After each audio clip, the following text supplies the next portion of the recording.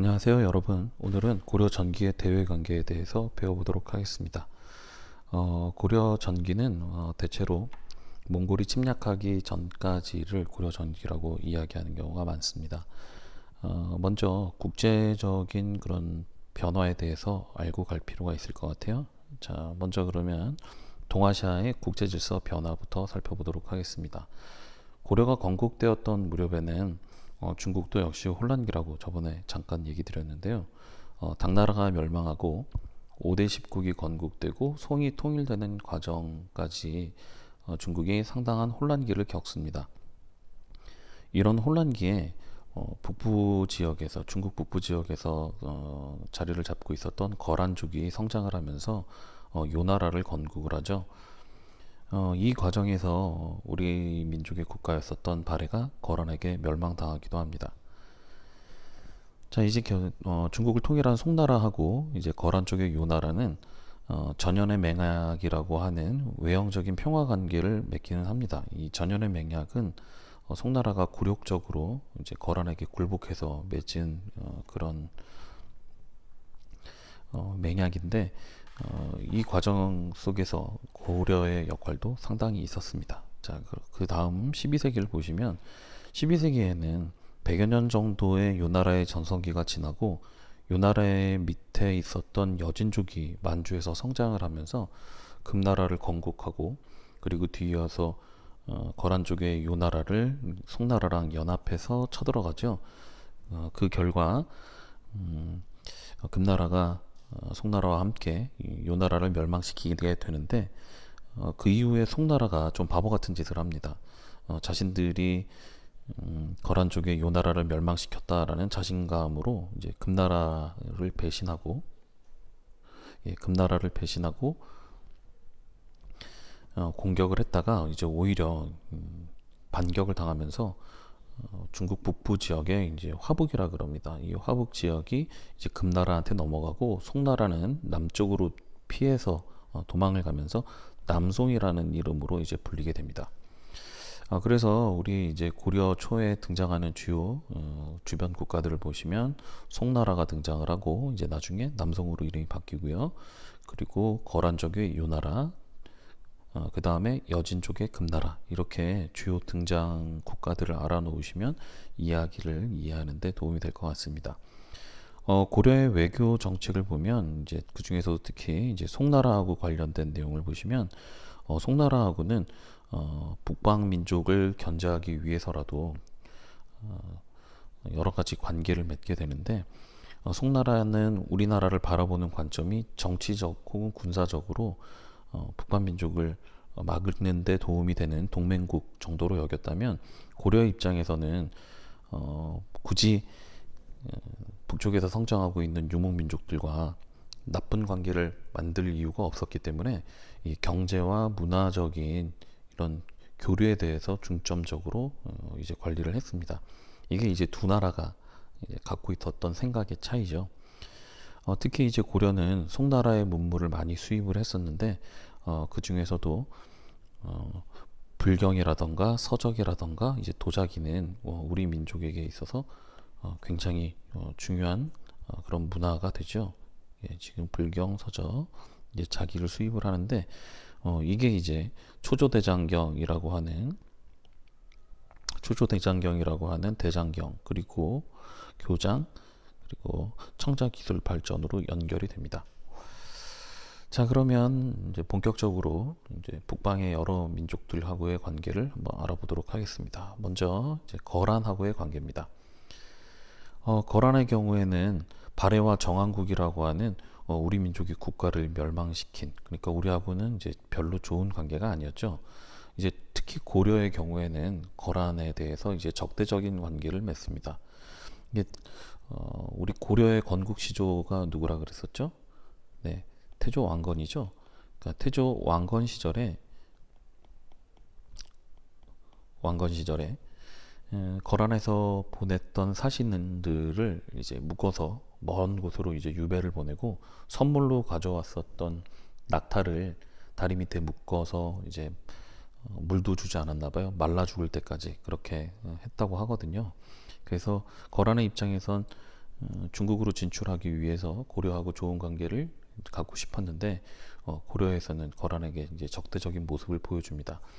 뭐 거기에는 뭐 북진 정책을 추진하는 당시 그 훈요 10조에도 나오죠. 북진 정책이라던가 아니면 이제 송나라로부터 여러 가지 받을 게 많으니까 송나라에 대한 친송 정책 또 이유가 있을 것이고요. 예, 선생님이 생각하는 이유를 한 가지 더 추가한다면 고려에는 발해에서 유입된 유이민들이 많았어요. 그러면 이제 발해에서 들어온 사람들 입장에서는 고려가 거란과 친하게 지낸다 그러면 이제 고려에 대한 배신감 같은 게 느껴지겠죠. 그래서 아무래도 고려 입장에서는 거란을 적대할 수밖에 없었을 것이다. 그래야만 발해에서 들어온 사람들을 고려인으로 흡수할 수 있었기 때문에 그랬을 것이다 라고 이제 생각을 합니다. 자, 먼저 첫 번째 침입 얘기를 할게요. 거란의 소손령이 침입을 하는데요. 여기서 이제 여러분들이 이제 잘 보셔야 하는 게 뭐냐면 바로 서희의 단판입니다. 그리고 강동육주를 획득하죠. 자, 이게 이제 시험에서 잘 나오는 부분입니다. 1차 침입은 두 나라가 처음으로 만나서 이제 서로의 힘을 이제 확인하는 자리였는데요. 거란 입장에서는 빨리 전쟁을 끝내고 그리고 송나라하고의 싸움을 계속 이어가야 하는데 뭐 그러다 보니까 전쟁이 길어지는 걸 원치 않았고요. 또 그동안에 자신감을 갖고 있었던 고려는 이제 처음 싸움을 해보고 나서는 이거 거란 쪽에 요 나라가 만만치 않다라는 생각을 하게 됐기 때문에 두 나라 모두 다 어떻게든 화해를 해야 하는 그런 필요성이 생긴 거죠. 그래서 이제 소손령과 서희가 만나서談판을 하는데 이談판에서 거란의 소손령이 처음에 뭐라 그러냐면 고구려를 계승한 건 자기들이다라고 주장을 합니다. 고구려를 계승한 게 자기들이고 그러니까 한반도 북부의 영토를 모두 자기들에게 돌려달라라고 얘기를 합니다. 그러면서 고려 너희는 신라를 계승하지 않았냐 이렇게 얘기하죠. 그랬더니 이제 서희가 뭐라 그랬냐면 무슨 소리냐. 나라 이름만 봐도 우리는 고려 아니냐. 고구려를 계승했기 때문에 고려다. 그러니까 우리가 북쪽에 그 한반도 북부의 땅을 니네한테 돌려줄 게 아니라 너희가 차지하고 있는 고구려 영토를 우리한테 넘겨달라라고 얘기를 합니다. 그러니까 이제 소손령은 얘기를 꺼냈다가 본전도 못 찾은 거죠. 그러자 이제 소손령이 이제 꺼낸 얘기가 뭐냐면 너희는 왜 우리와 이렇게 가까이 있는 나라인데 송나라하고는 친하게 지내고 왜 우리하고는 사이좋게 지내지 않느냐라고 얘기를 합니다. 그러자 이제 서희가 핑계를 댄 게 우리 여기 나오는 이제 여진입니다. 뭐 아직까지 여진은 그렇게 강력한 세력이 아닌데 이 여진을 핑계를 삼아가지고 뭐라 그랬냐면 여진족이 있어서 우리가 마음 놓고 거란족과 교류를 할 수 없다. 여진족을 제압하려면 여진족의 영토 일부를 장악을 하고 그리고 거란과 직접 국경이 맞닿으면 우리가 이제 교류할 수 있다라고 얘기를 하는데 이거에 대해서 이제 소손령이 그러면 좋다.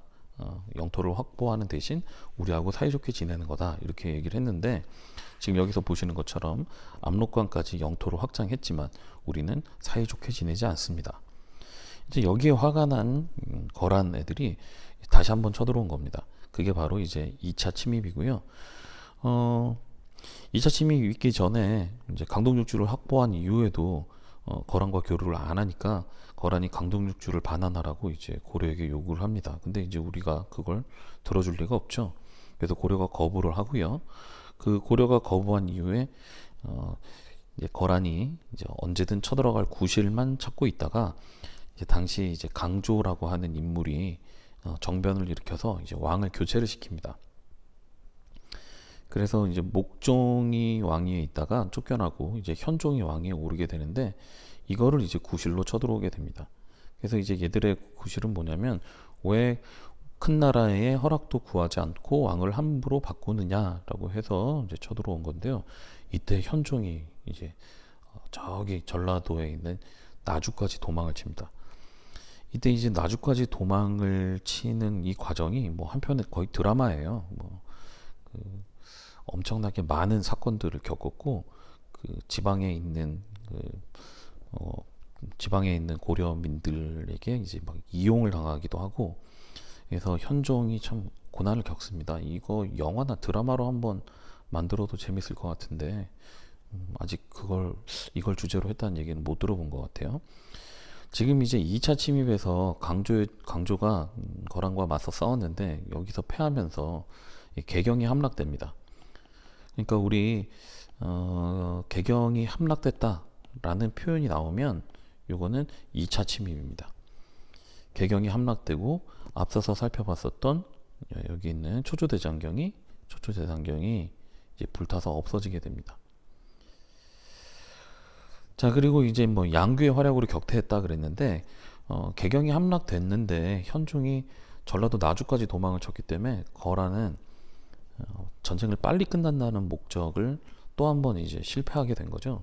그래서 거란족이 현종을 잡기 위해서 뭐 나주까지 공격을 하고 뭐 불가능한 얘기는 아니지만 그 틈에 송나라가 이제 뒤에서 공격을 할 수 있었기 때문에 이제 거란도 싸움을 이제 멈추고 싶었고 고려도 사신을 보내서 우리가 앞으로는 정말 이런 일 없을 거다라고 너희들하고 사이좋게 지낼 거다라는 식으로 막 싹싹 빌었죠. 그래서 이제 그럼 알았다. 그러면 이번에 물러나는데 정말 이번에는 우리하고 사이좋게 지내고 송나라하고 끊어야 된다라고 얘기를 했는데 돌아가는 거란의 군대를 양규가 공격을 합니다.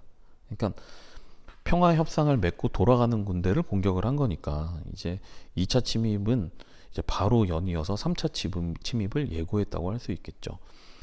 그 3차 침입이 있기 전까지 고려에서는 나름대로 막 준비를 합니다. 그래서 개경이 함락되지 않도록 준비를 했었고 이 3차 침입에서 우리 민족사에서 굉장히 큰 승리로 기록이 되고 있는 강감찬의 귀주대첩이 이때 나옵니다. 이제 강감찬이 귀주대첩을 통해서 승리를 거두게 됐고요. 이 이후 정말 고려가 거란과 사이좋게 지내게 됩니다. 그러니까 이때 3차 침입 때 쳐들어왔었던 병력은 1차나 2차 침입에 비해서 그 숫자가 적었지만 거란의 최정예 병력이었는데 이 귀주대첩 이후에 살아서 돌아간 거란군이 별로 없어요. 이 말은 거란도 핵심 병력을 잃어버리면서 더 이상 송나라나 고려를 괴롭힐 만한 여력이 없었다는 얘기죠. 그래서 세력 균형이 이루어졌고요. 그리고 이제 고려는 뭐 천리장성 등을 수축을 하면서 또 있을지 모르는 그런 침입에 대비를 하면서 그리고 그동안 약속을 해놓고 지키지 않았던 거란과의 공무역을 실시하고요.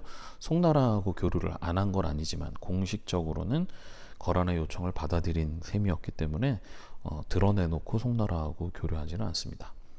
자, 그렇게 한 100년 정도 고려와 송, 거란이 모두 이제 균형을 잡으면서 지내다가 여진족이 성장을 하게 됩니다. 여진족은 여러 부족으로 나뉘어져 있었는데요.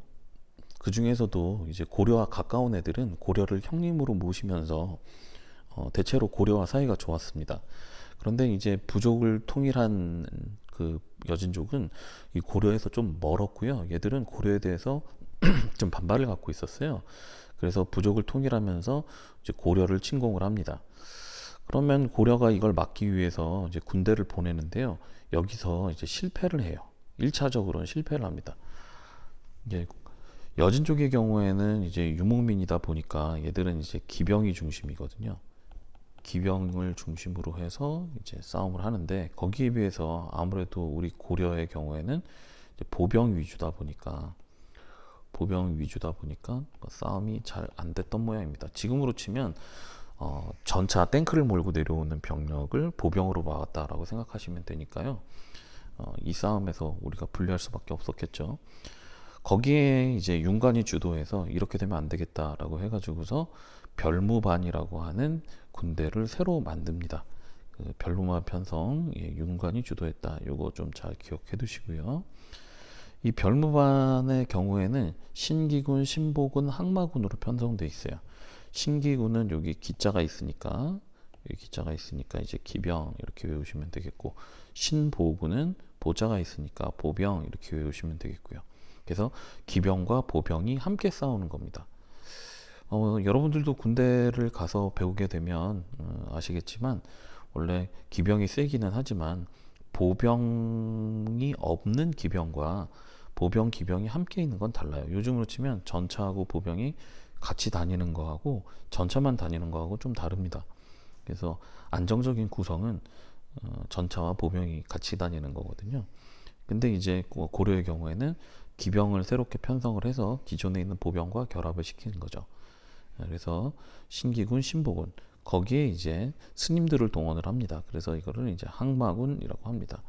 스님들을 동원해서 뭘 했을까 생각을 해봤는데 보통 우리가 했었던 전쟁은 그 침략에 대해서 방어를 하는 전쟁이에요.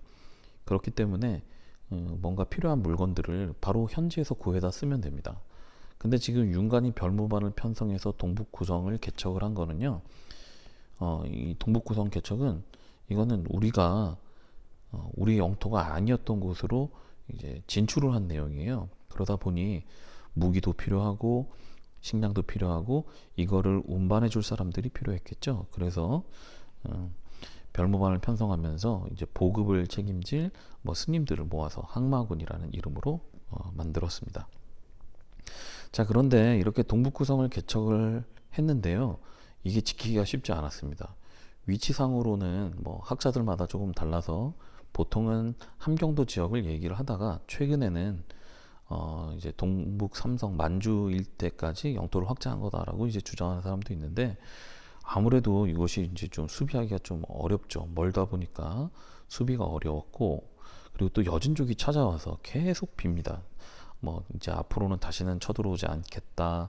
뭐 이제 앞으로 영원히 뭐 어버이의 나라 같이 이렇게 대하겠다. 막 이러면서 이제 여진족들이 우리한테 막 애걸복걸하죠. 그러니까 찾아와서 애걸복걸하고 안 통한다 싶으면은 막 쳐들어가고 그리고 또 여진족들을 너무 이렇게 세력을 약화시키면 거란족하고의 관계에서 좀 문제가 있다고 생각을 해서 이제 결국은 반환을 하게 됩니다. 그러니까 기껏 얻어가지고 반환을 한 거죠. 그런데 이 반환을 하고 나서 채 10년도 되기 전에 이 여진족들이 엄청난 성과를 이루죠. 바로 금나라를 건국하게 됩니다. 그리고 금나라를 건국하고는 얘들이 만주 일대를 장악을 했을 뿐만이 아니라 여기에 더 나가서 우리 앞에서 봤다시피 중국 북부 지역을 장악해 버려요.